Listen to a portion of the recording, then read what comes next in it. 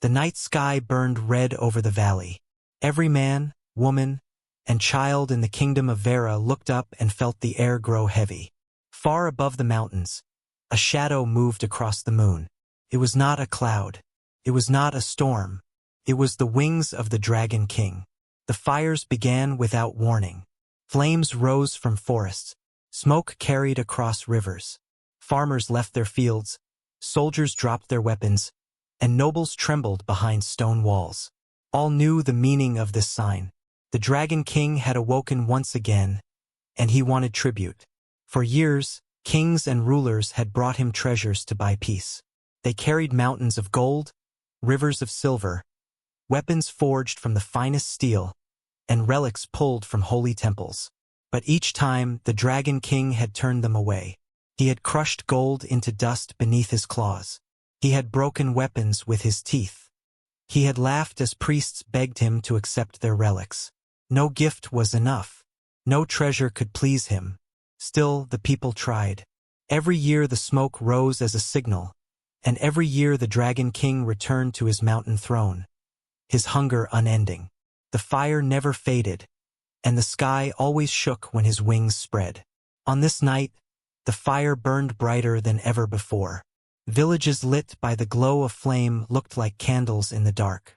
The people said the Dragon King had grown restless, more dangerous than ever.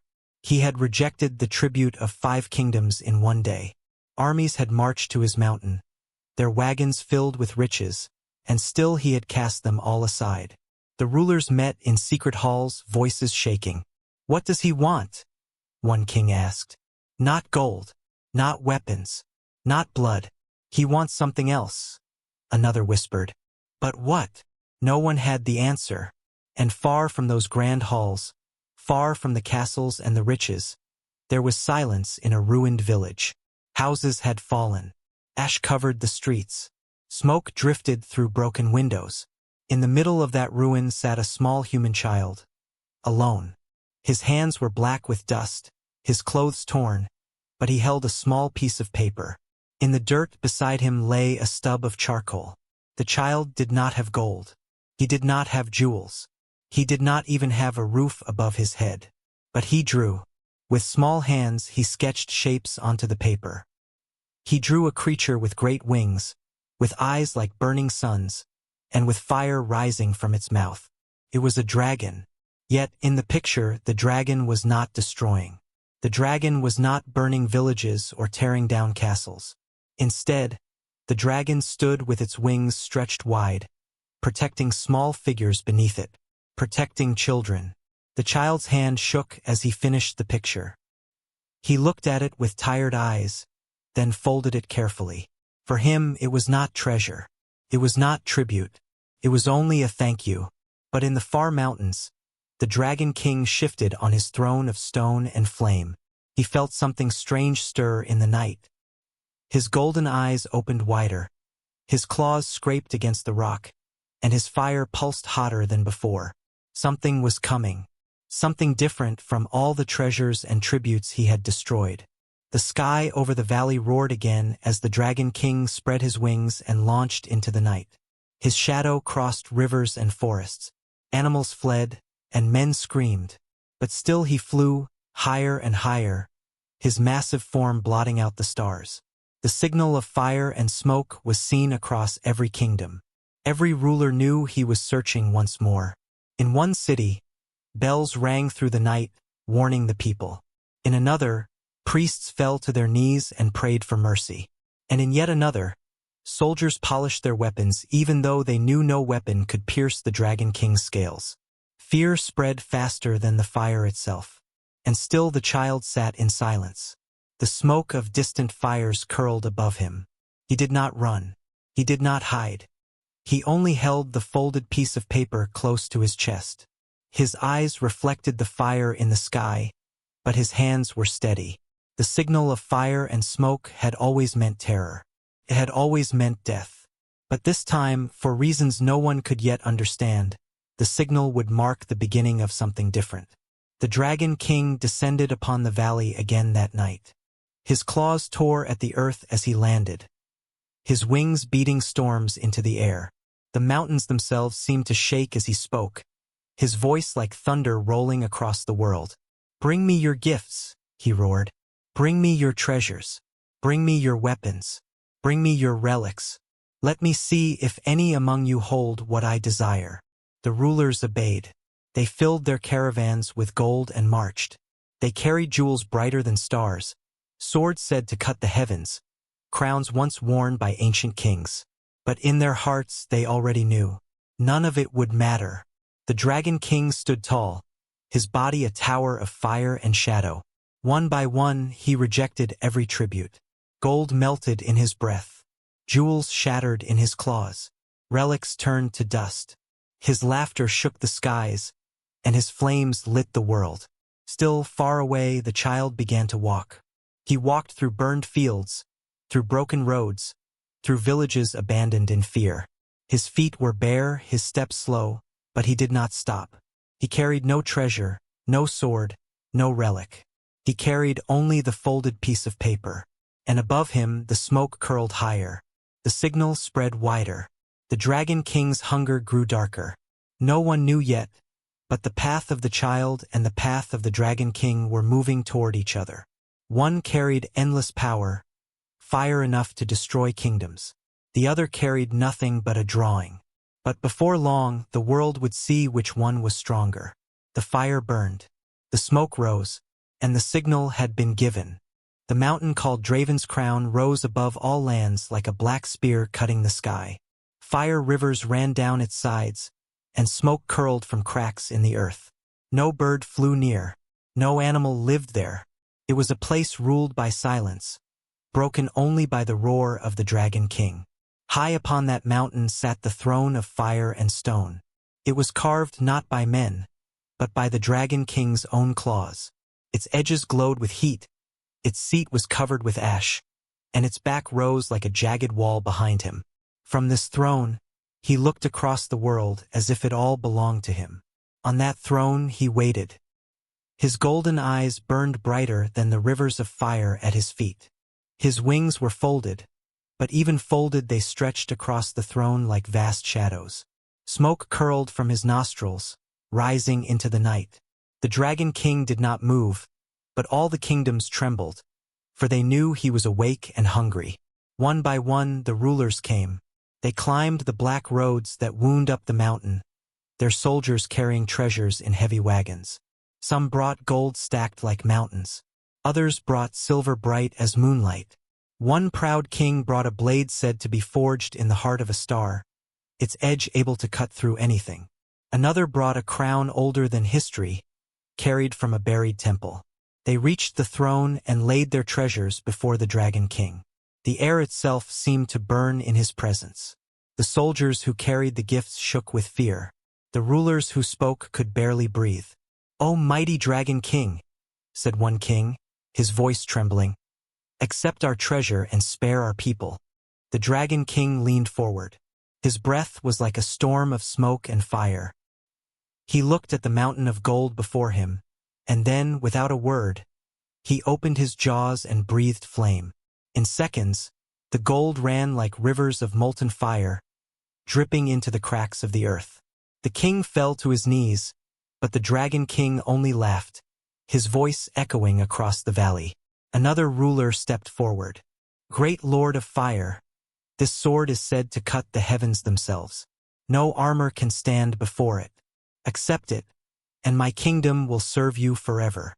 The Dragon King's claw reached out. He lifted the sword in 2 fingers, turning it slowly in the firelight. The blade gleamed with a light not of this world. For a moment, the people watching felt a spark of hope. Maybe, at last, the Dragon King would accept a gift. But then he snapped the blade in 2 as if it were nothing but dry wood. He dropped the pieces at the ruler's feet, the sound echoing like a broken promise. The ruler fell silent, his face pale as ash. One by one, the Dragon King destroyed every offering. Jewels shattered in his claws. Crowns were crushed into dust. Relics burned until no trace remained. His throne shook with his laughter, and his wings cast shadows across the trembling crowd. "What is wrong with you?" one ruler dared to shout, his voice breaking. "You demand tribute, Yet you refuse it all. What do you want? The Dragon King's eyes glowed brighter. He rose to his full height, his wings unfolding like storm clouds. The ground shook beneath his steps. He leaned down so close the ruler could feel the heat of his breath. What do I want? The Dragon King growled, his voice so deep it seemed to shake the bones of all who heard it. I want what you cannot give. Your gold is worthless. Your weapons are nothing. Your crowns mean less than dust. Do you not see? You kneel before me with treasures, but none of them matter. He turned away from the treasures, his tail sweeping them into the fire pits. Sparks shot into the air like falling stars. The crowd was silent. None dared to speak again. From that moment, a whisper spread across the kingdoms. The Dragon King could not be pleased. His hunger was not for gold or silver, not for weapons or crowns. He sought something beyond the reach of kings. But what it was, no one knew. The priests of the southern lands said he wanted the worship of every soul, that he would not rest until every prayer was spoken in his name. The warlords of the north said he wanted to burn every army so that no blade could ever be raised against him. The scholars of the east said he wanted eternity, and no mortal treasure could give it. But the Dragon King said nothing more. He sat again on his throne, his golden eyes watching, his silence heavier than fire. The rulers left in shame, their treasures lost, their people doomed to fear another year of smoke and flame. And yet, even as the world despaired, a story began to spread in whispers. Somewhere in the ruins of a forgotten village, a small human orphan had begun to walk. He carried no gold, no sword, no crown. He carried nothing but a folded piece of paper, held close to his heart. The Dragon King's throne of silence waited, surrounded by rivers of fire and mountains of ash. The rulers could not break his hunger. The priests could not touch his soul. The warriors could not wound his heart. But far away a child walked, step by step, toward the mountain. And though no one yet knew it, that child carried the only gift the Dragon King would not reject. The fire burned higher. The smoke rose thicker. The throne of silence waited. The boy's bare feet touched the broken stones of the road. Dust rose with every step, and the evening wind carried smoke from faraway fires. Behind him lay the ruins of his village, the blackened shells of homes where laughter once lived. Ahead of him, far beyond rivers and valleys, the mountain of the Dragon King burned against the sky like a torch that never died. He was small, no more than 10 summers old. His hair was tangled, his face streaked with ash. In his hands he carried a single folded paper, pressed to his chest as if it were life itself. Inside, hidden from the world, was a drawing. Villagers saw him pass and shook their heads. Some laughed, others cursed, but most looked away, too afraid to stop him. The boy did not ask for food. He did not ask for shelter. He only walked, step after step, toward the fire mountain.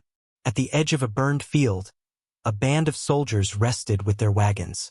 They were armored men, scarred and strong, but their eyes carried fear. They had just returned from the Dragon King's throne, where their treasures had melted and their pride had been broken. When they saw the boy walking alone, they jeered. "Where do you think you're going, little rat?" one shouted, his voice rough with drink. The boy stopped but did not answer. Another soldier laughed. "He's walking toward death. Perhaps he thinks the Dragon King will give him candy for his toy paper." The boy gripped the folded drawing tighter. His voice was soft, but steady. "The Dragon King has not seen my gift yet." The soldiers roared with laughter. One spat into the dirt. Another tossed him a crust of stale bread. "Go home, boy. Even kings and lords cannot please the Dragon King. What makes you think you can?" The boy said nothing. He tucked the bread into his pocket and walked on. The soldiers fell silent as he left, their laughter fading, for deep inside, some part of them felt uneasy. There was something in the boy's eyes they could not mock. Days passed. The boy crossed rivers on fallen logs, walked through forests still glowing with embers, and climbed hills where smoke never cleared. Hunger clawed at his stomach, thirst burned in his throat, but he never stopped. Each night he lay beneath the open sky, the stars hidden by clouds of ash. He held the paper close, guarding it from the wind and rain. In one ruined town, old women gathered water from a cracked well. They saw the boy and shook their heads. "You are walking to your grave, child," one said. "The Dragon King devours all who stand before him. Go back before the fire takes you." The boy bowed his head politely, but his feet did not turn back. Another woman whispered, "There is madness in his eyes, or courage. Perhaps they are the same thing." The boy left before dawn, his shadow stretching long in the firelight of the mountain. The closer he came, the louder the world seemed to grow. He could hear the rumble of the Dragon King's wings even from valleys away. He could feel the heat in the air, the weight of smoke pressing down like a storm. Each step forward was like stepping into a world no human child should ever enter. But still he walked. One night, as he crossed a barren plain where nothing grew, thunder rolled across the sky. But it was not thunder. It was the sound of wings. The Dragon King rose above his mountain, his form black against the red clouds. His roar spread across the land like an earthquake. Villages miles away shuttered their windows. Armies trembled in their camps. The boy stopped and looked up. The Dragon King circled above, his eyes like suns. For a moment they passed over the plain where the boy stood. The boy felt his chest burn with fear, but he did not run. He stood still, clutching the paper close, until the Dragon King vanished again into the clouds. The world was silent once more, but the boy's heart beat like a drum. He whispered to himself, as if to keep courage alive, "He has not seen my gift yet." By the time he reached the base of Draven's crown, his body was weak. His legs shook, his lips were cracked, but his eyes still burned with purpose. The mountain rose above him, its sides glowing with rivers of fire. The road to the dragon's throne twisted upward through smoke and ash. It was a road lined with bones. Men, kings, soldiers, even beasts that had tried to climb it and failed. The boy began to climb. The path was steep, the stones hot, but he did not stop. Each step carried him higher into the choking smoke. Ash clung to his hair and skin. The mountain groaned as fire burst from its cracks, and more than once he stumbled, nearly falling into the glowing rivers below. But he rose each time, holding the folded drawing tight. At last, as night fell and the sky burned red with firelight, the boy reached a high ridge. From there, he saw it, the throne of fire and stone, the seat of the Dragon King. The air shook with heat, and the mountain itself seemed alive, pulsing with flame. And on that throne sat the Dragon King, his body vast as a fortress, his wings folded like walls of shadow, his eyes glowing gold in the darkness. The boy dropped to his knees, not from fear, but from exhaustion. He could barely breathe in the thick smoke, yet his hands still held the paper close to his heart. He rose slowly, step by step, his small figure moving toward the throne of the beast that kings could not face. The soldiers who guarded the path saw him. They laughed at first, then fell silent, confused. "A child?" one muttered. "What madness is this? Why has he come here?" But the boy did not answer them. He walked past the wagons of treasure already burning in the fire pits. He walked past the shattered weapons and crushed relics. He walked toward the throne, where no king had ever stood without trembling. And high above, the Dragon King opened his eyes wider, the glow filling the mountain like sunlight breaking through clouds. He had felt this approach for days, but now he saw it clearly. Not an army, not a king, not a warrior, a child. The Dragon King leaned forward, smoke rising from his nostrils. His voice rumbled like the earth breaking apart. "You dare walk here, little one?" he asked. The boy looked up at him, his face pale but steady. He lifted the folded paper with both hands. His voice was soft, but clear enough to echo across the throne of fire. "I came to give you my gift." The throne of the Dragon King blazed with heat, its stone edges glowing red, its cracks filled with molten fire. Smoke rose from the ground like dark curtains, hiding the stars above. The air burned against the skin of every soldier and noble who dared to stand near. Yet the boy walked forward, his small figure cutting through the haze. All around, Great lords and warriors knelt, their heads low in fear. They had come with wagons of treasure, with crowns, with relics of lost ages. They had begged, they had pleaded, but their gifts already lay shattered in the pits of fire. The Dragon King had rejected them all. Now they watched in silence, their eyes wide, as a single child stepped into the circle of flame. The Dragon King leaned forward on his throne, his claws scraping the stone, sparks flying with every movement. His golden eyes burned brighter than the rivers of fire behind him. His voice rumbled, rolling through the mountain like thunder. Who dares walk this road? Who dares stand before me without treasure? The boy's legs shook, but he did not fall. He held the folded paper in his hands and raised it toward the great beast. His voice was soft, but it carried through the smoke. I do. Laughter exploded from the gathered lords and soldiers. It was not laughter of joy. It was sharp, bitter, broken by fear. A child? One noble shouted. The Dragon King will burn him to ash in a breath. This is madness, cried another. Better to die in bed than to die like this. But still the boy did not step back. The Dragon King's head lowered, closer and closer, until his eyes, vast as golden shields, filled the boy's vision. Smoke curled from his nostrils, the ground shaking beneath each breath. What is it you carry, little one? What is this toy you dare bring before me? The boy swallowed hard, his throat dry from smoke. His small hands trembled, but he held the folded paper steady. It is my gift, he said. The Dragon King's wings shifted, casting waves of shadow across the mountain. His laughter shook the earth, a sound deeper and more terrible than any storm. You think a piece of paper will please me, when the gold of kings could not, when swords forged in stars broke in my claws, when crowns older than time crumbled in my fire. You are either the bravest of mortals or the most foolish. The boy did not answer. He unfolded the paper slowly, the edges blackened from smoke but the picture still clear. In the drawing, the dragon was not a destroyer. His wings did not cast fire on villages. His claws did not crush kings.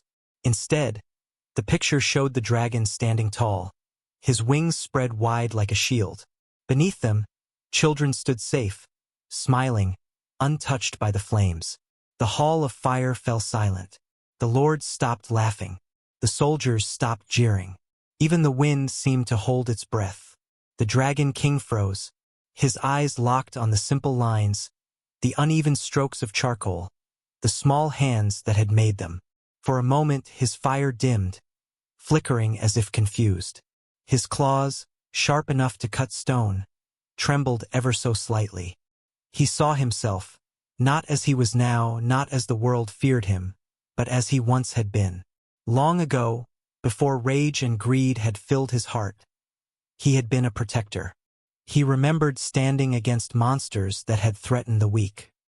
He remembered spreading his wings not to burn, but to shield. The memory cut deeper than any blade ever could. The Dragon King drew back with a roar, not of anger, but of something darker. The mountains shook, fire burst from the cracks, soldiers dropped to their knees in terror. Yet the boy did not move. He held the drawing high, his small arms steady against the storm of smoke and fire. The Dragon King's voice thundered, broken with something that sounded almost like pain. Why show me this? Why remind me of what I was? The boy's answer was simple. Because it is who you are. The silence that followed was heavier than the fire.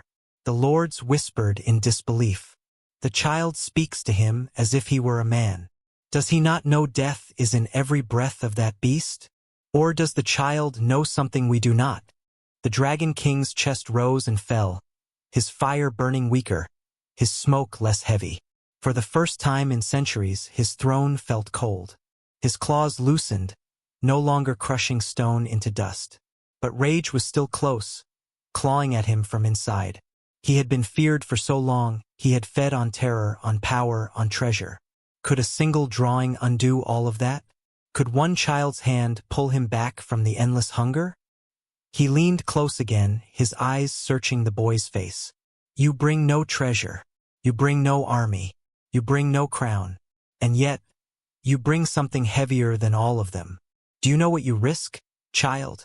The boy nodded once. His voice was quiet, but it did not break. I know. The Dragon King roared again, and this time the fire around the throne flared so high it lit the sky. Villages miles away saw the glow and thought the end had come.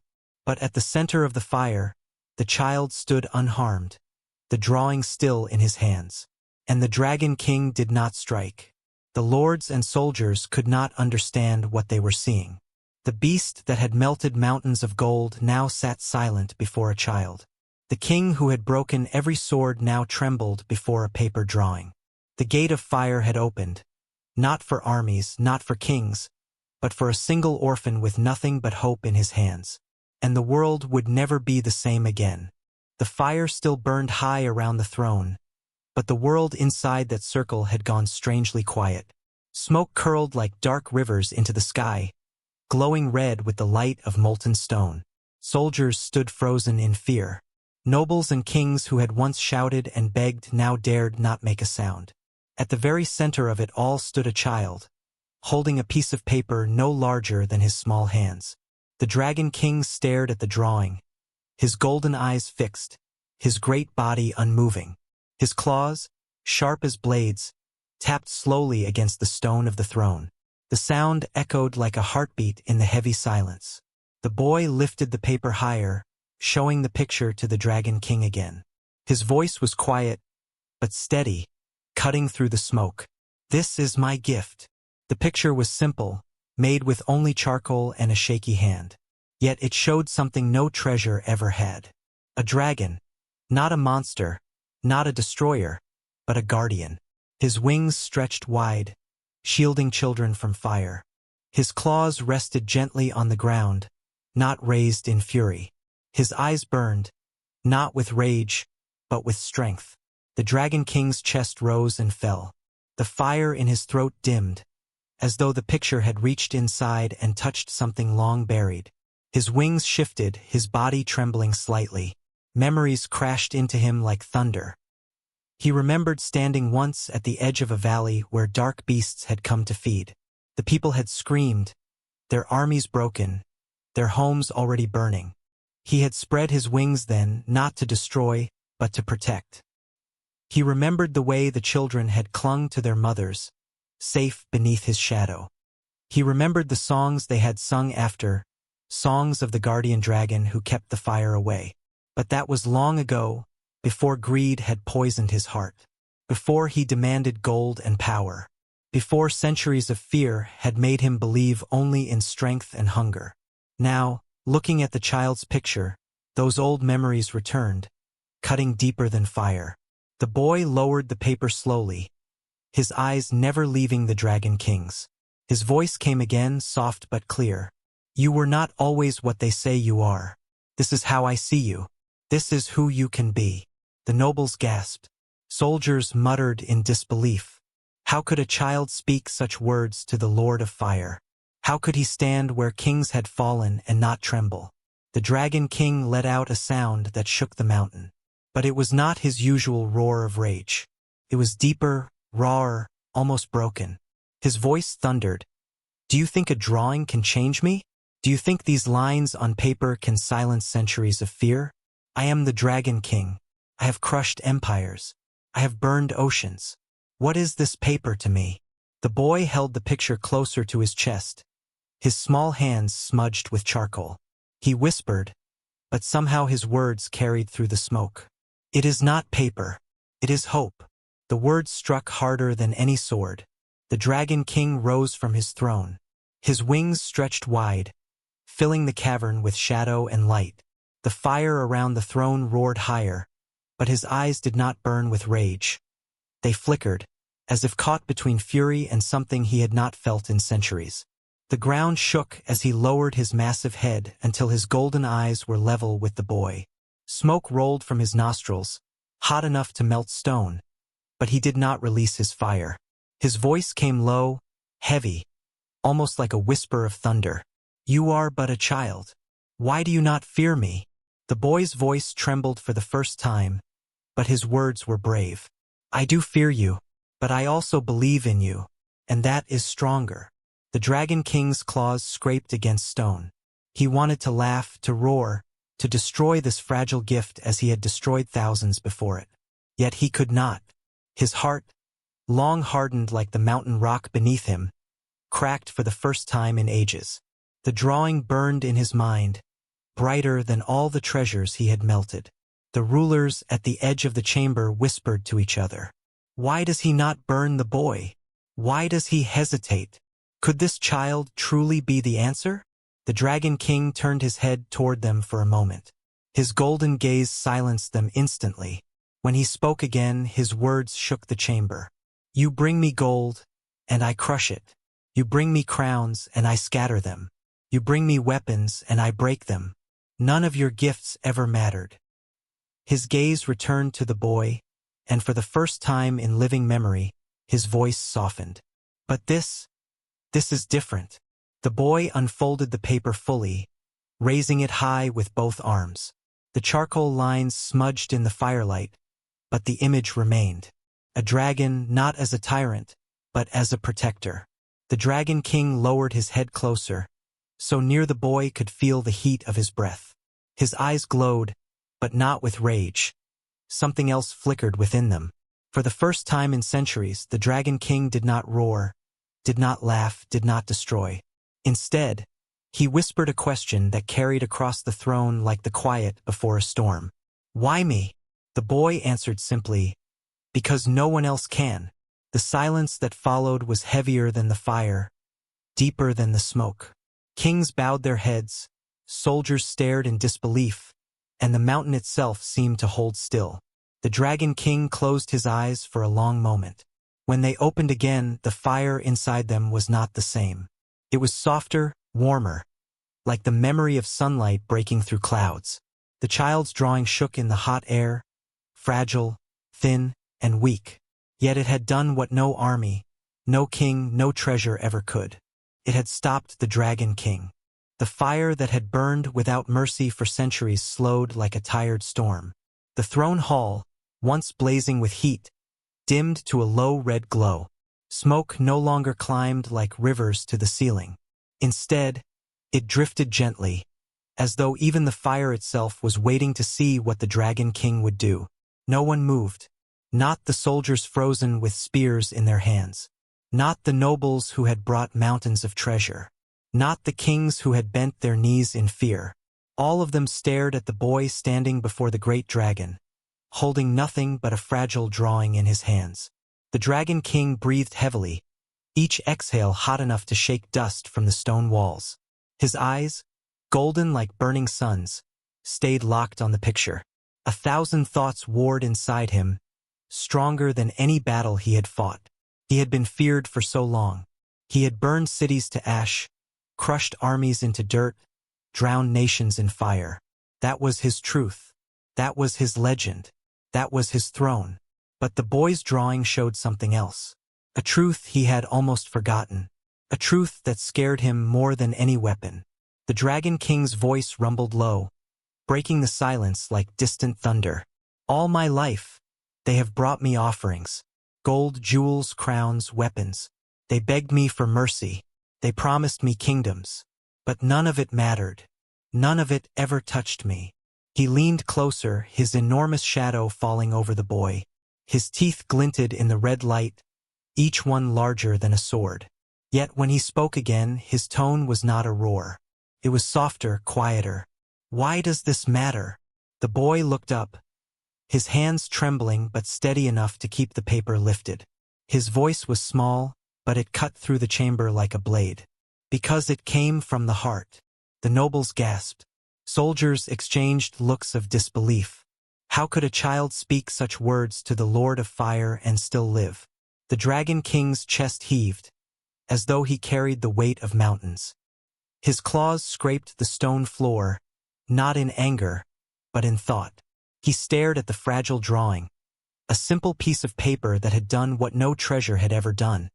It had stopped him. Flames flickered in his throat, but he swallowed them down. His wings shifted, brushing against the cavern walls with a sound like thunder rolling over mountains. The boy took a step forward, his small feet crunching on the scorched stone. The smoke parted around him, as though even the fire itself refused to touch him. He held the picture higher. "This is you," he whispered. "Not the destroyer, not the tyrant, the protector." The Dragon King's eyes widened slightly, and for the first time in centuries, they glistened, not with fire, but with something deeper. He remembered. He remembered when his wings had shielded the weak. He remembered when his roar had sent monsters fleeing instead of armies. He remembered when children had once looked at him with awe, not terror. And now, in this single drawing, a human child had reminded him of it all. The rulers began to murmur nervously. "This is dangerous. He is weakening. We must act before the beast changes his mind." But their words died when the Dragon King turned his head toward them, eyes blazing. With only a glance, silence crushed the room. He returned his gaze to the boy. His voice shook the cavern, but it carried a strange calm. "You see me as something I no longer am. Do you not fear that I will burn you as I have burned countless others?" The boy's lips trembled, but he stood firm. "I fear it," he admitted softly. "But I believe you can choose. That is stronger than fear." The Dragon King drew back, as though struck. His wings folded tightly against his body.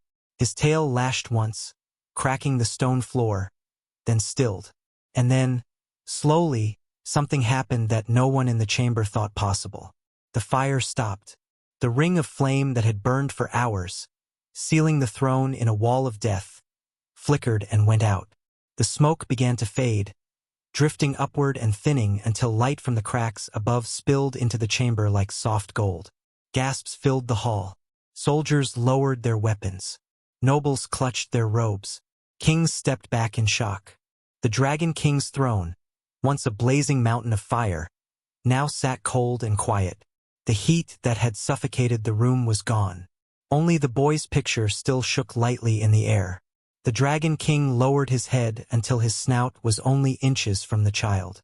His voice came like a deep wind through hollow stone. "You are brave, little one, braver than kings, braver than armies. You brought me no gold, no crown, no weapon. Yet you have given me something I did not know I had lost." The boy blinked, unsure if he should answer. His small voice asked simply, "What did I give you?" The Dragon King's golden eyes softened. His answer was so quiet that even the nobles had to strain to hear. "Memory." The hall shook as he shifted, not in rage, but in weariness, as though centuries of fire had suddenly lifted from his back. The nobles began to whisper again, fear and anger mixing in their voices. "This cannot be allowed. The Dragon King must not change. He is our weapon, our terror. If he remembers what he once was." But their plotting was cut short. The Dragon King swung his head toward them, his eyes burning once more, but not with blind fury. His voice boomed, shaking the mountain itself. "Enough! You came with greed. You came with lies. You fed my hunger with your fear, and you chained me with your gold. No longer." The ground trembled. Cracks split across the chamber floor. The rulers fell silent, their faces pale, their bodies trembling. The Dragon King turned back to the boy. Smoke curled faintly from his nostrils, but no flame followed. He studied the fragile drawing again, and a sound rumbled from his chest. A sound the world had not heard in centuries. It was not a roar. It was not a laugh. It was something softer. It was a sigh. The Dragon King closed his eyes, and for the first time in living memory, the fire inside him was at peace. And in that silence, the boy's drawing fluttered in the hot air like a flag of hope, the only gift that had ever truly mattered. The fire had stopped.